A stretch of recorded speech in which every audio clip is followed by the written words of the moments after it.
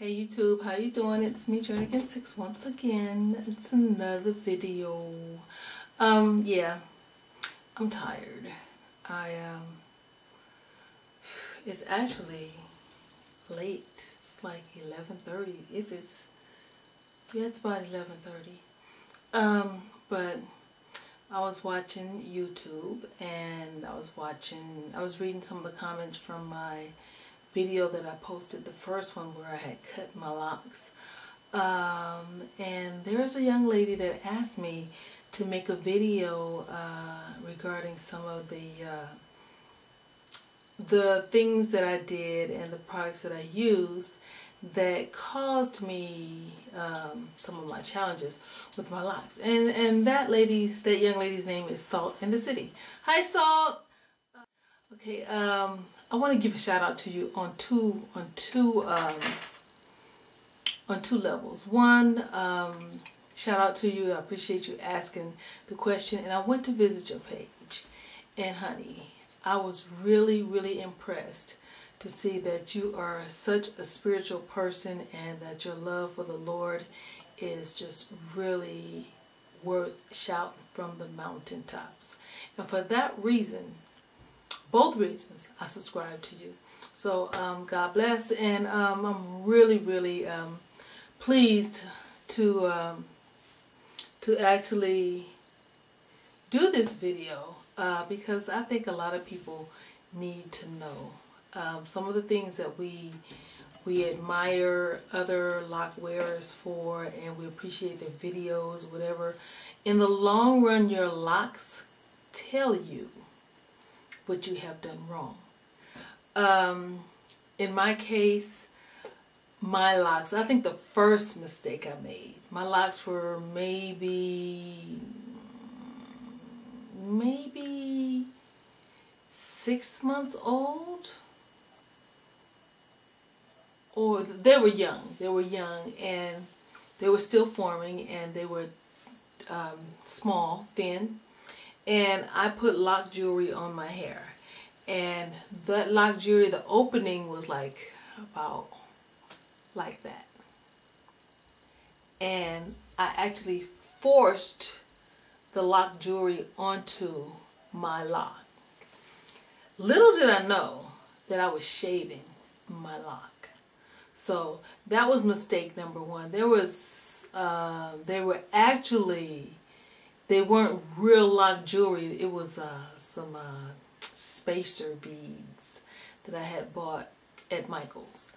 Now, they would be good for sister locks, but not for forming locks that are going to get thicker. But anytime you have to force it the way I had forced that one, I didn't know then, but I found out later that it wasn't good. So number one, if you're going to use lock jewelry, use lock jewelry.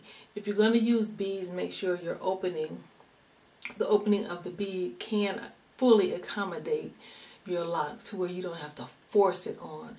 Either way, if you do that, you're going to shave your lock and you're going to thin it out. Over time, it might not show immediately, but later on down the line, it's going to show. Secondly, don't take for granted that because your hair is locked and the texture of it is strong, and there's a lot of shedded hair in there. Don't take for granted that you can just do anything you want to do with your locks. One thing you can't do is over color your hair. I colored my hair. First of all, I went into my lock journey with colored hair. My hair was a shade of honey blonde when I went into my lock journey, which that was okay. But I didn't understand at the time that when you color your hair, especially when you lift color, you kind of process your hair a little bit. It takes away, it penetrates the cuticle and it kind of changes the texture almost permanently.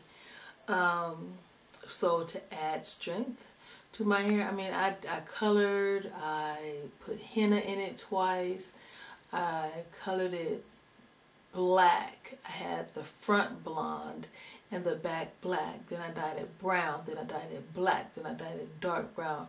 And then I found lint in my hair, so I dyed it back black. And you know, and all the while I'm thinking, ha ha ha ha ha ha ha, I can do this. My hair is not gonna fall out and blah. No, it didn't fall out then. But Shaggy Locks, hey Shaggy, told me that my hair, my locks were gonna pop off. He told me that. And I'm thinking, yeah, right, you know. But he's the expert, not me. I'm just, you know, getting my locks, so I'm just doing whatever I want to do with them. So, I found out the hard way. That is so true. You do not go coloring your hair, over coloring your hair like that. So that's another thing I did wrong with my hair. Another thing I did wrong was I didn't cover my hair at night when I went to bed, and that was the reason for the lint. And I had, like I had mentioned in one of my videos, I had this nice fuzzy blanket right after I had my surgery, and I saw the blanket shedding in the bed. I saw it. But, you know, I'm thinking, oh, well, you know, I brushed the lint out of my hair. And no, it didn't work like that. Once that lint got in there, and my hair just like, you know, just really just like sucked it up. And then like my locks were hanging in the front, then I could see lint here, and I start picking, and then you start picking your lock out when you do that. Okay, so those are 3 things I did. And the fourth, and I think the most one of the main reasons that I really cut my hair and started my locks off, and one thing that I wasn't satisfied with, and I didn't address it because I just wanted my locks so bad. If you want your locks, if you're very particular about your parts, be particular about your parts. You know, go ahead and tell your loctician or whoever starts your hair that you want your parts a certain way, or you want a grid, or you want diamond parts, or whatever.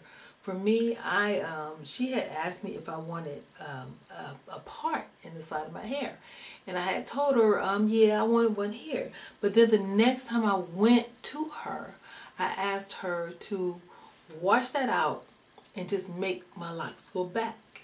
And she kind of, I'm going to say it just the way I feel it, she half-assed did it.